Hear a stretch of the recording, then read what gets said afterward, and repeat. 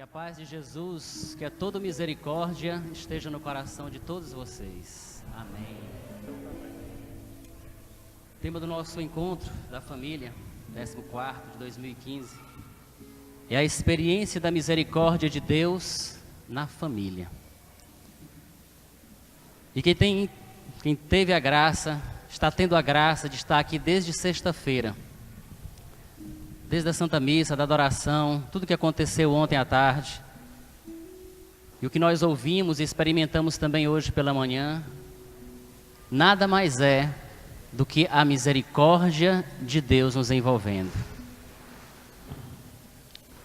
querendo se derramar sobre os nossos corações, preencher a nossa vida, a nossa alma, curar, libertar e fazer novas todas as coisas. Como muito bem pregou o padre Edilson, com a sua voz mansa, mas cheia de sabedoria. Como fez o Hamilton também, que eu comparo como um enfermeiro, né? Primeiro ele passa o algodão com álcool, e depois enfia uma injeção, mas é para o nosso bem. É para que a gente encontre o rumo e o caminho da felicidade, que ninguém mais pode dar a não ser Deus. Não há outra alternativa. Todo o resto é ilusão, é engano, é falso, é frágil, é como casa construída sobre areia. Só Jesus é a rocha firme. Só Jesus. Só na pessoa do Pai que enviou esse Jesus. Só no Pai e em Jesus que enviaram a nós o Espírito Santo. E isso é a misericórdia de Deus. O próprio Deus que se dá a nós e a cada um de nós. Que bom estar com vocês aqui nessa tarde. Porque eu quero só louvar a Deus durante esse momento de reflexão, por todas as maravilhas que eu tenho experimentado desde sexta-feira para cá. Deus me falou muito ao coração, por meio dos nossos irmãos, muito, em cada oração, em cada canto, cada pregação. Eu não quero mais ser o mesmo. Eu não quero mais ser o Toninho que chegou aqui sexta-feira. Não quero mais ser. Deus sabe como eu não quero. Sou membro dessa comunidade, junto com minha esposa Aldaíse, a quem amo. Não sei se ela está aqui na Assembleia ou está na intercessão. Aldaíse? Está ali. A quem amo muito. Participamos com nossas filhas também, que fazem parte dessa comunidade. Uma ficou em casa, está adoentada um pouco. A outra está ali na palestra, com os jovens. E uma coisa que eu tenho dito nos grupos de oração, os últimos que eu preguei aqui na comunidade, e quero repetir para vocês hoje aqui. A comunidade não precisa de mim. A cada dia eu descubro cada vez mais isso. É mais certo no meu coração. A comunidade católica Face de Cristo não precisa do Tony, nem das suas pregações. Mas eu preciso muito estar nessa comunidade. Preciso muito dela. Comunidade que nos promove encontros como esse, onde o Senhor fala claramente para nós, para nos resgatar lá do buraco onde a gente está se enfiando, e até pensava que não estava. Comunidade que nos promove matrimônios restaurados, famílias restauradas. É aqui que eu quero estar. Porque quer queira ou quer não, nós estamos em caminhada. E quem caminha se cansa, precisa de repouso. A comunidade é um lugar de repouso. Quem caminha pode tropeçar, e pode cair, e pode se machucar. E a comunidade é onde vão ser saradas as minhas feridas. Eu, definitivamente, preciso estar em comunidade. Preciso estar aqui junto com irmãos e irmãs que, com seu modo de vida santo de viver, com seu jeito misericordioso de ser, vão nos abraçando, vão nos acolhendo, vão nos ouvindo, vão rezando por nós. Não há nada melhor do que estar na comunidade. Depois de experimentar essa misericórdia, a gente não pode fazer outra coisa a não ser levar misericórdia aos outros. E esse é o tema dessa pregação. Acho não, tenho certeza, foi inspiradíssimo toda a sequência de pregações, todos os temas. O nosso tema é: ide às famílias e anunciai a boa nova do reino de Deus. A boa nova é essa misericórdia. Deus é misericórdia. A pecadora jogada nos pés de Jesus, depois que Jesus disse: quem não tiver pecado, atire a primeira pedra, e todos começaram a ir embora, a partir dos mais velhos, Jesus levanta aquela mulher do chão, olha nos olhos e pergunta: cadê os que te condenavam? E ela disse: não sei, Senhor. E Jesus diz o que diz para você e diz para mim: nem eu te condeno. É esse Jesus misericordioso que eu apresento a vocês nessa tarde. É essa misericórdia que Ele quer que nós, saindo de nós mesmos, porque experimentamos em nossa própria vida essa misericórdia, a gente saia e vá ao encontro dos outros. Vá, não se cale. É necessário levar essa mensagem. Deus é misericórdia, Deus é amor. Deus quer fazer novas todas as coisas. Não há realidade em que Ele não possa entrar e transformar, não há. O Hamilton insistiu muito na última pregação dessa manhã. É no Espírito Santo, é na força e no poder do Espírito Santo que muitas famílias estão lá fora aguardando a nossa manifestação. Como São Paulo fala na carta aos Romanos, a criação inteira aguarda a manifestação dos filhos de Deus. Sedentas de Deus, sedentas de paz. Famílias que estão destroçadas porque não sabem se organizar. Não conseguem mais se amar por tantas mágoas, tantas feridas, tanta desilusão, tanta decepção. Famílias que estão à beira de se separarem, casais, filhos que não aguentam mais seus pais e só pensam em ir embora. Famílias em que o inimigo entrou por brechas dadas e tem feito a festa dele. Famílias que não conseguem mais buscar a Deus com suas próprias forças. Famílias que perderam a fé e estão perdendo a fé, que colocam a sua confiança no dinheiro. Famílias como a de Zaqueu, dizia o Hamilton, tão miserável, que só tinha dinheiro, não tinha mais nada, não tinha paz, não tinha sossego, não tinha amigos, não tinha união na sua família, não tinha unidade, não tinha caridade, não tinha obediência. Famílias cheias de rebeldia. É a essas famílias que nós temos que ir. Ide às famílias, diz aqui o tema. Ide às famílias e anunciai a boa nova do reino de Deus. E esse convite não está sendo feito para os budistas. Esse convite não está sendo feito para os islâmicos. Esse budista não está sendo feito para os espíritas. Esse convite está sendo feito a nós que estamos aqui ouvindo essa palavra e experimentando essa misericórdia de Deus. E não responder a esse convite é uma omissão. Mas o Senhor não nos envia de mãos vazias. O Senhor não nos envia como para algo perdido, para algo que não vale a pena lutar, não vale a pena entregar a vida. Não, Ele nos envia revigorados, revestidos do seu Santo Espírito. Ressuscitado Ele estava, aparece aos apóstolos, Atos 1, versículo 8. Atos dos Apóstolos, capítulo 1, versículo 8. Descerá sobre vós o Espírito Santo, e vos dará força, e sereis minhas testemunhas, em Jerusalém, na Judéia, na Samaria, e até os confins do mundo. Em Jerusalém, na Judéia, na Samaria e nos confins do mundo.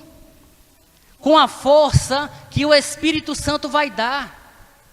É com essa força, é com essa ação do Espírito Santo em nós, que nós seremos capazes de testemunhar a misericórdia de Deus.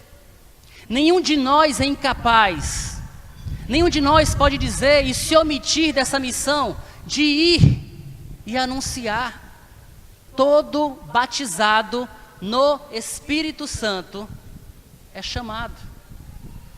Todo batizado no Espírito Santo é chamado a sair em missão, deixar-se conduzir e inspirar por esse Espírito para testemunhar. Eu trouxe para estar conosco nessa pregação 4 papas.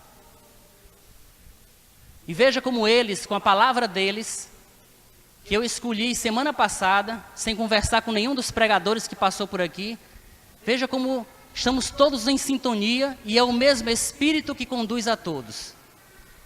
Como se confirma tudo aquilo que o Senhor já vem nos falando. Papa João Paulo II, na carta às famílias, por ocasião do ano da família, ele fez essa carta, em 93, 94. E João Paulo II, nosso São João Paulo II, diz o seguinte: damo-nos assim conta de quanto seja oportuno e até necessário um ano da família. Ele proclamou um ano da família. E disse, quão indispensável seja o testemunho. Repita essa palavra. Testemunho. Juntos. Quão indispensável seja o testemunho de todas as famílias que vivem dia a dia a sua vocação. É indispensável o testemunho de famílias que vivam a sua vocação. O que é vocação? Vocação é chamado de Deus, é um chamado de Deus, é um convite de Deus, e é um envio também. Venham a mim, e agora vão e anunciem aos outros. Venham a mim, experimentem a minha misericórdia, eu amo vocês. Mas agora vão e falem para aqueles que não tiveram a oportunidade que vocês tiveram. Saiam daqui e anunciem aonde vocês quiserem, aonde vocês puderem. Quiserem não, aonde puderem, aonde estiverem, sem perder oportunidades. Saiam em testemunho na força do meu Espírito Santo. E João Paulo II continua. Quanta urgência exista de uma grande oração das famílias. Que as famílias se coloquem em oração. Que aumente e atravesse o mundo inteiro, que a gente possa sair contagiando as pessoas. Quando verem que nós, homens e mulheres, pais e mães, filhos, membros de família, nos entregamos à oração, buscamos essa intimidade com Deus, vivemos felizes porque vivemos nessa intimidade com o Senhor, e contagiar a todos, que aumente e atravesse o mundo inteiro, e na qual se exprima, essa oração das famílias deve exprimir ação de graças pelo amor na verdade. A família deve se reunir em oração. Ou se a família toda ainda não encontrou Jesus, aqueles que experimentaram Jesus. Talvez haja aqui só você da sua casa. Só você de fato levou a sério este convite de Jesus. Só você se deixou atrair pelo Pai para vir a Jesus e experimentar a misericórdia dele. Pois é com a tua oração que o Senhor está contando. Não espere que toda a tua família se converta, que todos se voltem para o Senhor, não.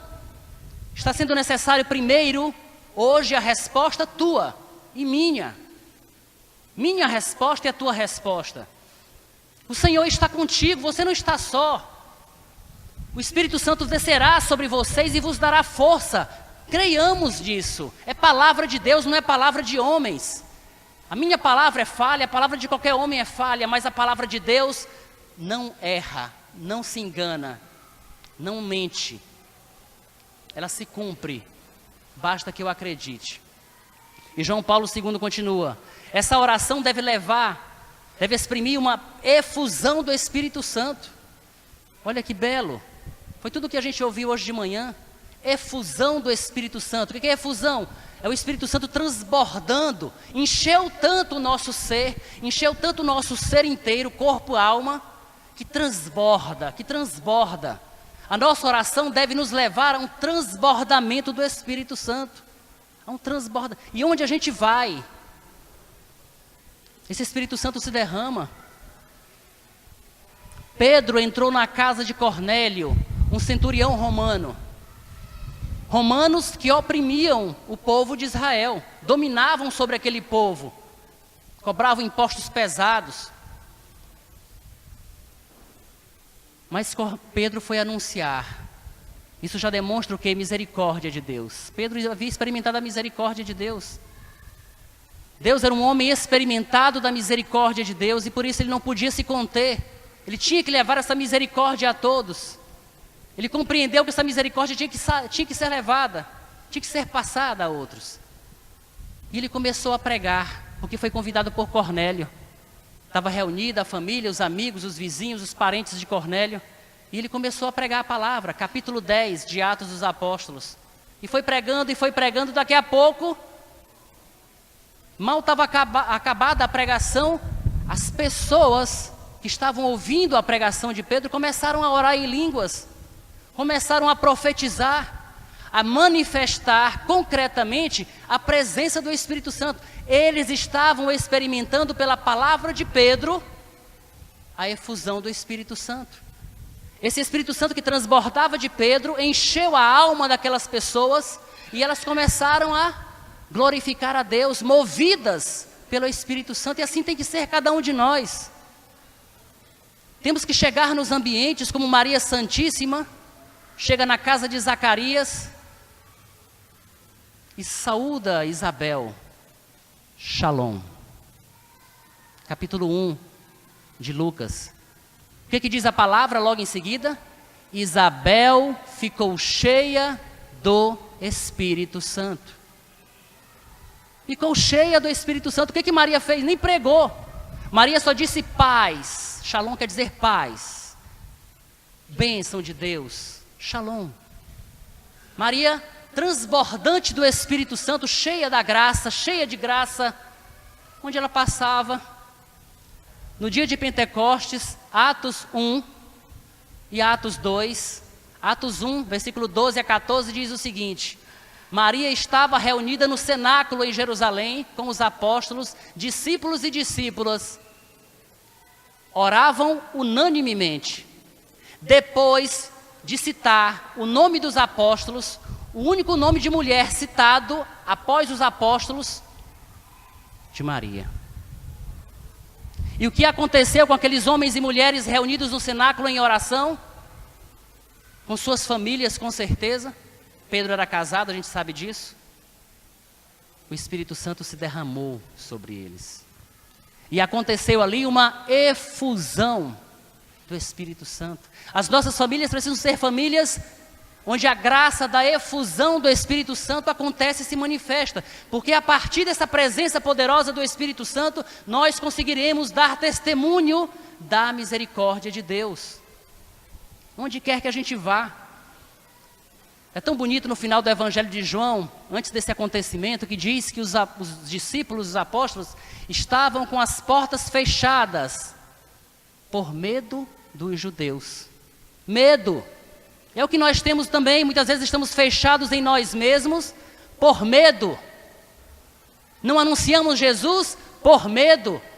Medo de sermos ridicularizados, de que façam gozação de nós, que nos apelidem de padreco, de irmã, de freira, de que riam de nós. Medo.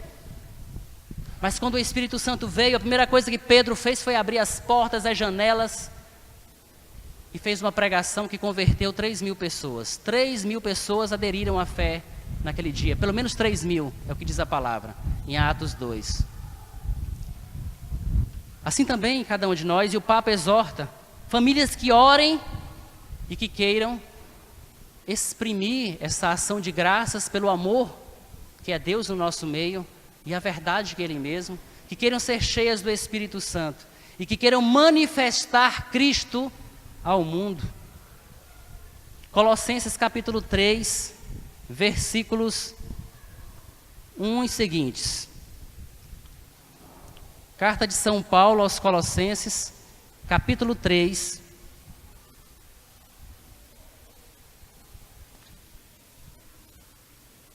versículos 1 e seguintes.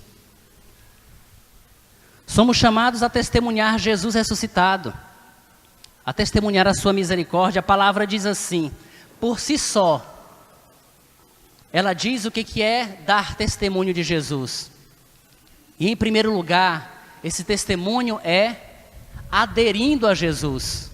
aderindo à sua palavra e querendo viver vida de ressuscitado. Porque a palavra afirma justamente isso, que nós morremos com Cristo por causa do batismo, no nosso batismo, e ressuscitaremos com Cristo. Olha o que a palavra diz: se, portanto, ressuscitastes com Cristo, buscai as coisas lá do alto, onde Cristo está sentado à direita de Deus. Afeiçoai-vos às coisas lá de cima e não às da terra, porque estáis mortos e a vossa vida está escondida com Cristo em Deus. Quando Cristo, vossa vida, aparecer, então também vós aparecereis com Ele na glória. Buscai as coisas do alto, vamos buscar as coisas do céu, vamos nos desapegar da terra. Às vezes não é o medo que nos paralisa para sairmos anunciando a palavra de Deus. O que nos paralisa é o apego às coisas da terra. A felicidade falsa oferecida pelo mundo. E São Paulo vai dizer o que é. Versículo 5: mortificai os vossos membros no que tem de terreno, a devassidão, a impureza, as paixões, os maus desejos, a cobiça, que é uma idolatria. Dessas coisas provém a ira de Deus sobre os descrentes. São coisas vividas por descrentes. Mas muitos de nós que se diz crente, que tem fé, vive essas coisas, não se desapega disso, vive no mais ou menos. Não, São Paulo fala de desapego, desapego total, para ser livre, livre, e não amordaçados. Muitas vezes ficamos amordaçados. São Paulo continua, versículo 7: outrora também vós assim vivíeis, mergulhados como estáveis nestes vícios. Versículo 8: agora, porém, deixai de lado todas estas coisas, e também o nosso temperamento, o nosso modo de nos comportarmos com relação aos outros.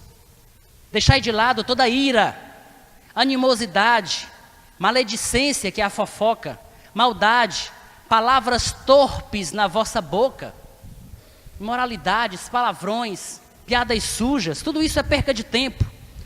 Nem vos enganeis uns aos outros. Vamos ser sinceros, verdadeiros, honestos, puros.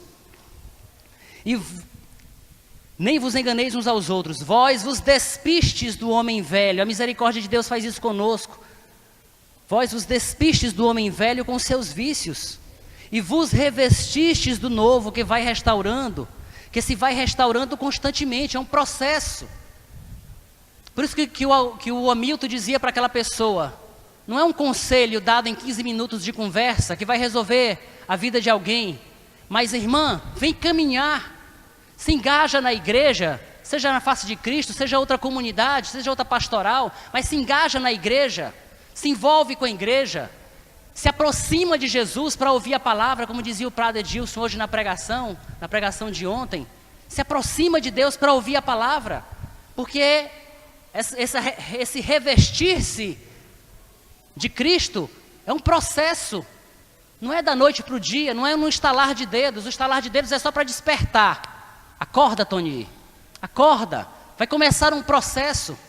Jesus curou 10 leprosos e disse: vão ao sacerdote e se apresentem a ele. E no caminho, eles se viram curados. A lepra desapareceu no caminho. É para nos dizer, é caminhando, é se engajando na igreja, é sendo curado e sendo instrumento de cura para outros. O processo que caminha junto. Não dá para separar. A igreja diz que nós somos discípulos e missionários de Jesus Cristo. A gente nunca vai deixar de ser discípulo. É ilusão acharmos que um dia estaremos mestres. Não, todo mundo aqui é discípulo, a começar de mim. Discípulo, que deve dar ouvidos ao que o mestre fala. O mestre é Jesus, é o único. É a ele que temos que dar ouvido. Mas ao mesmo tempo que damos ouvido ao Senhor e somos curados por sua palavra, pela sua ação misericordiosa, temos que sair de nós mesmos. Primeiro viver intensamente essa palavra, e depois sair e anunciar a outros. E São Paulo continua, versículo 11: aí não haverá mais grego nem judeu, nem bárbaro, nem cita, nem escravo, nem livre, mas somente Cristo, que será tudo em todos. Revestidos de Cristo, vamos assumir aquilo que significa o nome que recebemos no batismo. Que nome novo você recebeu no batismo? Cristão, repita. Mais uma vez. Cristão. O que significa cristão? Novo Cristo. Você, homem, mulher, casado, solteiro, separado, viúvo, viúva, filho, pai, irmão, você é chamado a ser um novo Cristo. Esse é o primeiro e grande testemunho que o mundo precisa. Esse é o primeiro e grande testemunho que o mundo precisa. Que eles vejam em nós uma vida santa. Jesus fala para os apóstolos do Sermão da Montanha: vocês são a luz do mundo, sal da terra. Porque nos encontramos com Ele. Ele é a luz. Ele mesmo disse dele mesmo: eu sou a luz do mundo, quem me segue não andará nas trevas. E entrando em contato com a luz, nos tornamos luz. Revestidos de Cristo. Versículo 12. Portanto, quer dizer, desapegado da vida velha, vivendo uma vida nova, como eleitos de Deus, santos e queridos, revestivos de entranhada misericórdia. Revestivos de entranhada misericórdia, de bondade, de humildade, de doçura, de paciência. O que minha família precisa? O que a Aldaíse e as crianças lá em casa precisam de mim? Que eu, revestido de entranhada misericórdia, eu seja bom, eu seja humilde, eu seja doce, como a rapadura. Humilde, bom, doce, paciente. Paciente. Não é dela que eu vou cobrar isso. Não sou eu que exijo dela e das minhas filhas. As minhas filhas eu posso ensinar, como pai e missão de pai que recebi. Mas eu tenho que exigir de mim. Eu só posso cobrar de mim mesmo. Porque não vai ser a força da minha palavra e da minha exigência, e da minha cobrança que vai mudar o coração dos outros e que vai fazer da minha família uma família segundo o coração de Deus. Eu tenho que olhar para mim. A gente muito facilmente olha para os defeitos, fraquezas e pecados dos outros. Mas tem uma resistência enorme para se colocar diante do espelho e olhar para si próprio. Sou eu que tenho que mudar. Sou eu que tenho que melhorar como gente. A felicidade da minha esposa, que decidiu estar comigo até que a morte nos separe, a felicidade da minha esposa depende de que eu me revista de uma entranhada misericórdia. Quer ela reconheça ou não.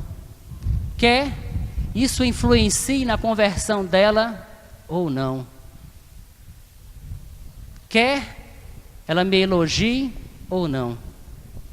Não importa. Na verdade, a tua felicidade e a minha passa por essa decisão. De que eu passe a olhar para mim primeiro,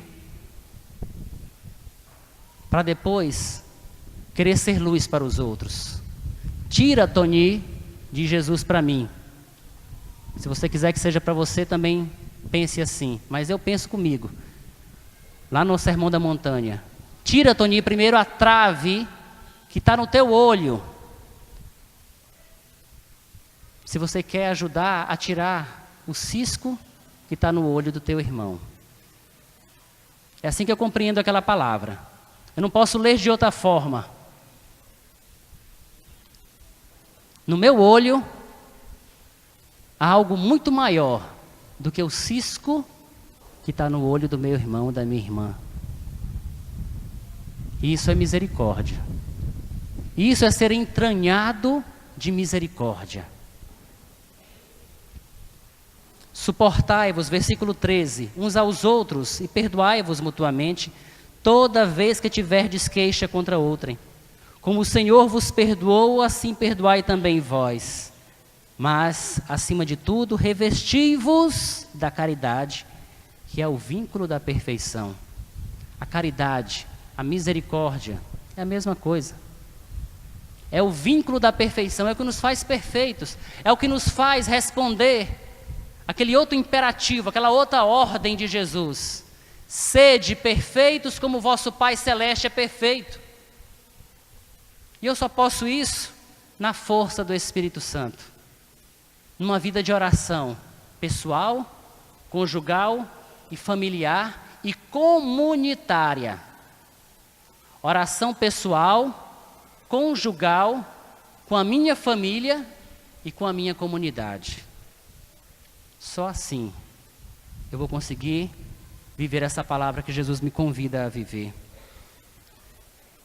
Ide e anunciai às famílias. Esse ide tem outra característica além do testemunho. Marcos 16:15 diz assim, Marcos 16:15, ide por todo mundo e pregai o evangelho a toda criatura.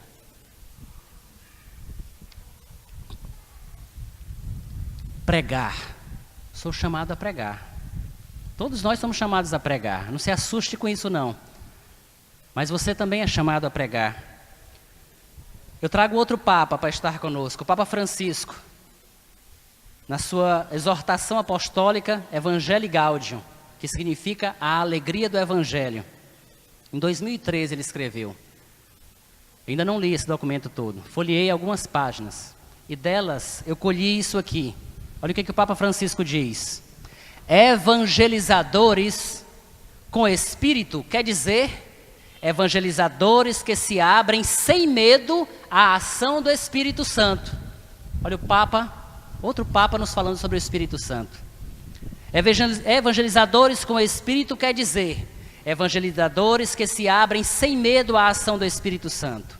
No Pentecostes, o Espírito faz os apóstolos saírem de si mesmos e transforma-os em anunciadores das maravilhas de Deus, das misericórdias de Deus. Que cada um comece a entender na própria língua. Além disso, o Espírito Santo infunde a força para pregar a novidade do Evangelho com ousadia. Ousadia é coragem. Em voz alta, quer dizer, sem se esconder. Uma vez eu vi o Nelsinho Correia da Canção Nova dizer: Deus e a igreja não precisam de católicos e cristãos, agente secreto. Estamos lá na universidade e ninguém sabe que nós somos cristãos. Estamos lá no nosso colégio e ninguém sabe que somos cristãos. Estamos lá no nosso local de trabalho e ninguém sabe que somos cristãos. Parecemos agentes secretos infiltrados ali no segredo. E eu não estou falando de sinais, blusas, frases que demonstram que a gente crê. Eu falo de atitude de vida. De vida. Vivida com retidão, com honestidade, com pureza, com respeito, com disposição para o sacrifício, para ajudar o outro, ajudar o próximo, ajudar o patrão que seja, ajudar o empregado que seja, o colega de trabalho. De ser aquela mão que passa aí sem esperar nada em troca, nada, porque o amor é gratuito, ajuda, se oferece, perde tempo, entre aspas, para fazer o bem, para amar, para amar. Anunciar com ousadia, mesmo contra a corrente. Viver assim, quando muitos dizem, você é bobo.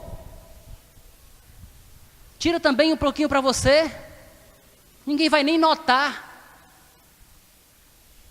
Por que tem que dizer a verdade? Ela não precisa saber da verdade. Mente. Você é bobo dizer sempre a verdade, ser transparente. Assim você perde. Tem que ser esperto. Não é uma maldita cultura que se instalou entre nós. A esperteza tem que se dar bem. Eu vou casar com você, meu amor, só para poder levar a moça para o motel. Tem que se dar bem. Por que eu vou? Se eu tenho que aproveitar, eu tenho que usar de todos os artifícios. Não, ser cristão, pregar com a vida, na força do Espírito Santo, com coragem, com ousadia, mesmo contra a corrente. Todo mundo fala que o aborto, eu sou dono, as mulheres, as feministas, sou dona do meu corpo, faço dele o que eu quiser. Até mesmo matar um corpo que não é dela, que está dentro dela. Tem direito sobre a vida do outro? É uma outra vida, é uma outra realidade. É um outro filho ou filha de Deus que está sendo gerado ali. Se posicionar mesmo contra a correnteza, mesmo com críticas, mesmo pagando com a vida, como acontece no Oriente. Uma vez eu li na internet, quando estava começando aquela história do Estado Islâmico, e aquela perseguição com os cristãos, e aqueles refugiados que agora fogem mundo afora, e o testemunho de uma senhora que dizia, tatuou no braçozinho dela a cruz, e disse, vou deixar aqui, porque eu sou de Cristo, e não vou negá-lo jamais, mesmo que isso me custe a vida. E era uma senhora de idade. Podia estar lutando para viver muito mais. Disse, não, eu sou de Cristo e por Ele vou morrer. Só no Espírito Santo é possível fazermos essa pregação. Diz um escritor do início do cristianismo, um santo, não me lembro agora o nome dele, mas ele dizia, o sangue dos cristãos é semente de novos cristãos.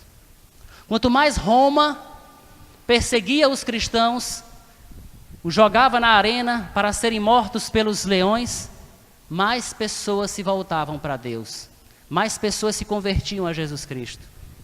Aquele horror, aquele terror,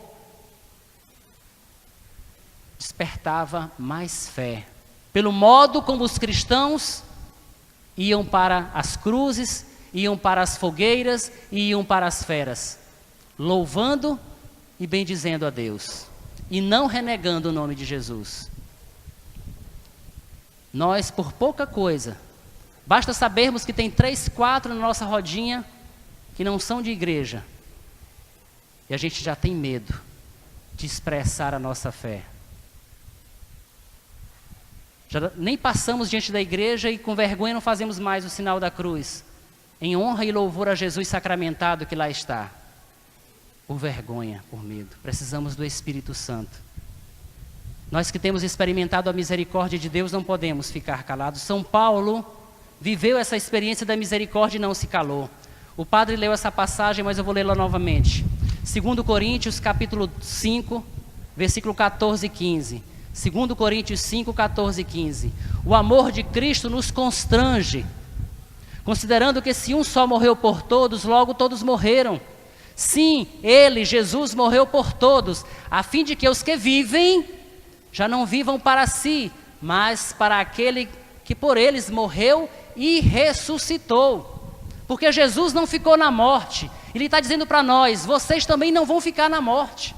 Vocês também vão ressuscitar. Esse amor que nos constrange, São Paulo sentia assim, meu Deus, eu sou tão amado, eu que era perseguidor da igreja, eu que prendi cristãos, eu que aprovei a morte de cristãos. Santo Estevão diz que a roupa de Santo Estevão foi colocada aos pés do jovem Paulo. Ele aprovou a morte de Estevão, o primeiro mártir. E São Paulo olhava para si, eu, que tanta miséria fiz com a igreja de Deus, ele me aparece, me ama, derrama sobre mim a sua misericórdia, e ainda me envia. Eu não posso recusar esse envio, eu não posso recusar esse convite, Eu tenho que anunciar. Em 1 Coríntios 9,16, ele diz: anunciar o evangelho não é glória para mim, é uma obrigação que se me impõe. Ai de mim se eu não anunciar o evangelho, eu vou explodir.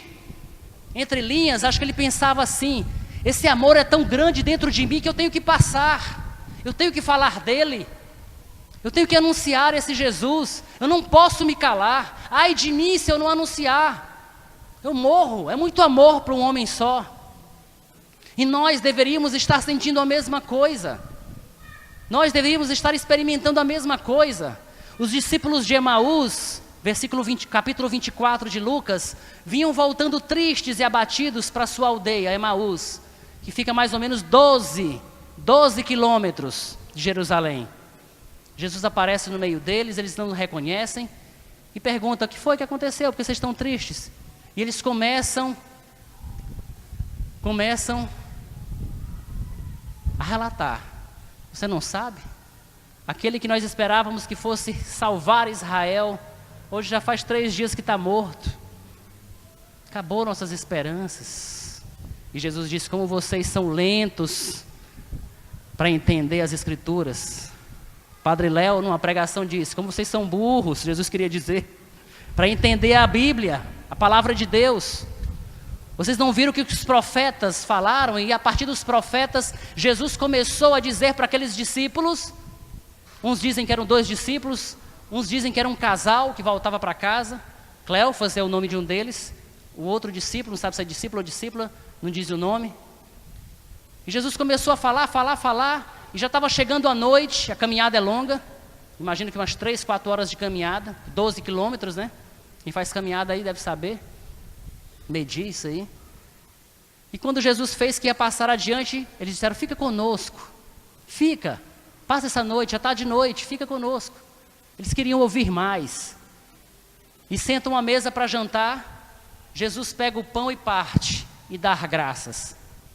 E eles reconhecem Jesus, e Jesus some da presença deles. E aqueles homens, tendo feito essa experiência da misericórdia, porque ouvir a palavra durante 3, 4 horas é misericórdia de Deus por nós. Sentar à mesa e comungar o corpo de Jesus é misericórdia para nós, e nós temos esse privilégio. Eles estavam começando a compreender essa verdade. Um disse para o outro: o nosso coração não ardia enquanto ele nos falava as Escrituras, nos explicava as Escrituras. E quando partiu o pão, eles não tiveram mais dúvida. E nós temos a palavra e temos o pão, e nos alimentamos com a palavra e nos alimentamos com o pão do céu, a Eucaristia. É para o nosso coração estar ardendo com essa misericórdia. É para cada um de nós fazer como os discípulos fizeram. Pensa que eles foram dormir? Voltaram de noite mesmo, para anunciar, para ir e anunciar aos outros, diz a palavra, os outros apóstolos, a experiência que eles tinham vivido. Jesus está vivo. Essa é a mesma palavra que eu digo para vocês hoje. Esse Jesus está vivo. Glórias e louvores a Ele. Aplauda o Senhor, que merece, mas aplauda bem forte, para a honra e glória dEle. Ele está vivo. Ele está vivo. E São Paulo, orientando Timóteo, na sua 2ª carta, capítulo 4, versículo 2 e versículo 5, diz o seguinte: prega a palavra, insiste, oportuna e inoportunamente, repreende, ameaça, exorta com toda a paciência. Não é com grosseria não. Como alguns chegam para nós e dizem: Jesus te ama. Parece que estão brigando com a gente, né? Não, não é assim não. É com toda a paciência, com desejo de instruir, de ensinar, com todo empenho, diz aqui. Ser prudente, Timóteo, em tudo, paciente nos sofrimentos, cumpre a missão de pregador do Evangelho, consagra-te ao teu ministério. Consagra-te ao teu ministério. Qual é o teu ministério? Ministério é lugar de serviço, lugar de servir. Qual é o teu lugar de servir na igreja? Saiba, tem um lugar para você nessa igreja. Não sei aonde é. A comunidade me ajudou a encontrar. Não fui eu que escolhi ser pregador, nem formador. Foi a comunidade que foi descobrindo isso no meu ministério. Mas precisou o quê? Foi o que eu disse no início dessa pregação. Foi necessário eu estar na comunidade. Foi necessário eu estar caminhando na igreja. Foi necessário eu estar à disposição para receber a misericórdia de Deus, experimentar essa misericórdia, para poder agora ser canal e instrumento nas mãos dele. Consagra-te ao teu ministério. A pregação não se dá só para quem tem o dom de pregação, num microfone para um público. A pregação se dá no dia a dia, em pequenas conversas, na família, ao redor da mesa quando almoçamos, numa festa de família, quando saímos com amigos, no nosso momento de lazer também, cabe aí, no local de trabalho, há espaço também. Lá na minha agência onde eu trabalho, eu fico tão feliz porque eles sempre me dão a oportunidade de dar uma palavra lá. Eu levei a Bíblia lá lá no refeitório. E quis que fosse muito significativo que a Bíblia ficasse no refeitório. De vez em quando eu vou lá e tem lá um guardanapo em cima, tem um prato em cima. Eu vou lá, tiro, abro numa passagem e deixo lá. E quando posso, e quando me é me dado a palavra, os irmãos, os amigos, os colegas que confiam em mim, dizem: Tony, a oração final. Quando geralmente a gente se reúne para os aniversários. Toda vez que a gente se reúne para os aniversários, pelo menos um Pai Nosso e uma Ave Maria tem que sair. Por aquele irmão, por aquela irmã. E ali é colocada a palavra. Então, no momento, no ambiente de trabalho, não precisa ser doutor em escritura. Basta que eu conte a experiência que eu estou fazendo. Isso já é evangelizar. Os testemunhos de Jeová bateram na minha porta ontem de manhã. Eu atendi, vou lá, vesti a camisa, gosto sempre de ir. Vou lá, escuto, até convidei quem entrar um pouquinho, tinha tempo, né? Quando a gente não tem, paciência, né? Às vezes pega uma pobre da Aldaíse cozinhando, se for ficar vai queimar o feijão, né? Então ela diz: olha, estou trabalhando, não dá, né? Mas educadamente, conversa assim com eles. E eles simplesmente foram me fazer um convite. E me entregar um folhetinho. E ler um versículo para mim, um versículo. Ler um versículo, diz: olha, Deus olha por todos, maus e bons. Vê como o mundo está, e falou lá um pouquinho. E eu disse: pois é, minha irmã, é isso mesmo. Eu creio nisso também, que Deus tem esse olhar. Conversei um pouquinho. Elas me abençoaram, eu abençoei elas também. Embora alguma parte da doutrina delas é totalmente contrária àquilo que nós cristãos cremos. Nos cristãos católicos e evangélicos. Mas eles tiveram essa ousadia. Eles têm essa ousadia de criar oportunidades e de não perder oportunidades para anunciar Jesus. Nós ficamos achando: não sei nada, não sei nenhum versículo. Mas é porque a gente ainda não se empenhou em ler, em meditar, em estudar. E o tempo não vai dar, mas o Papa Bento XVI, o Papa Emérito Bento XVI, na sua carta Porta da Fé, Porta Fidei, exorta justamente a isso. Cristãos, ele declarou um ano da fé. Foi um ano inteirinho sobre a fé. Que nós lêssemos a palavra, que nós estudássemos o catecismo, que nós mergulhássemos na doutrina da igreja, que nós mergulhássemos nessa doutrina, que nós a conhecêssemos, encarnássemos na nossa vida. Para onde quer que a gente vá e o que quer que a gente faça, ela transborde naturalmente. Eu tenho que ser cristão, tenho que ser católico naturalmente.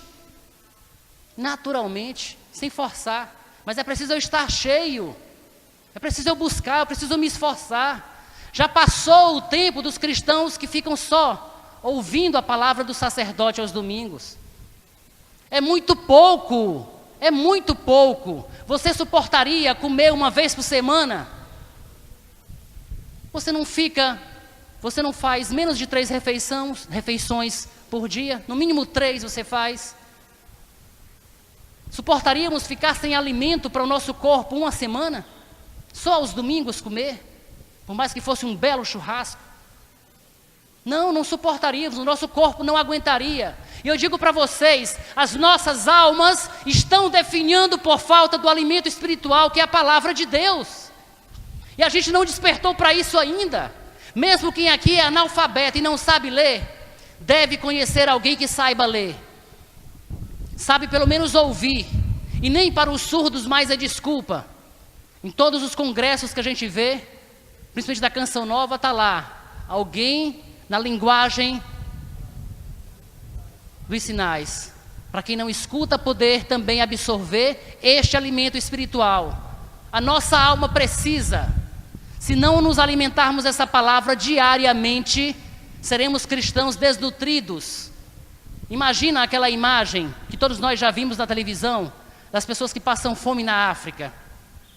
Não tem força nem de espantar as moscas que estão sentando nelas. Já observou? Crianças que os ossos aparecem, mães tentando alimentar seus filhos com os seios secos, e as crianças desfalecidas ali, mamando o que? Não sei, só consolo mesmo, e não tem força de espantar mais nem as moscas. Eu vi a cena de um filme, que é também uma cena real, era um filme baseado em fatos reais, em que esses médicos sem fronteiras, que vão para esses lugares de missão, onde não tem acesso onde países muito pobres, onde as pessoas não têm acesso à medicina, à saúde. E uma médica pediu para parar o carro, porque sinalizou com uma criança que estava no meio do deserto, sol quente, escaldante, e os urubus já rondando aquela criança, para devorá-la viva. Satanás está rondando as nossas almas desnutridas. Isso não é palavra minha não, está na Bíblia. Satanás é como o leão que ruge, esperando uma oportunidade para nos devorar. É palavra de Deus. Se não me engano, está escrito lá no nosso primeiro Papa, Pedro, na carta de Pedro.